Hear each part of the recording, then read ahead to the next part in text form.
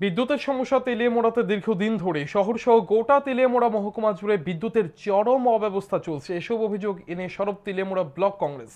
মঙ্গলবার দলের তরফে স্মারকলিপি দেওয়া হয় তেলিয়ামুড়া বিদ্যুৎ নিগম কার্যালয়ে। এদিন ব্লক কংগ্রেসের এক প্রতিনিধি দল দেখা করেন কর্তৃপক্ষের সঙ্গে। প্রতিনিধি দলে ছিলেন প্রাক্তন বিধায়ক অশোক কুমার বৈদ্য, ব্লক কংগ্রেস নেতা অতনু পাল সহ অন্যান্যরা।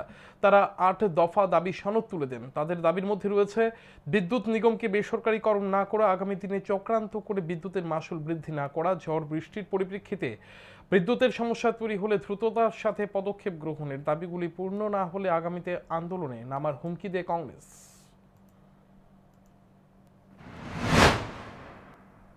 করব আপনারা দিব বিদ্যুৎ বিদ্যুৎ বাংলা জীবনে আমরা এই মন্ত্রীর বক্তব্য। সুতরাং আমরা তীব্র প্রতিবাদ জানাচ্ছি।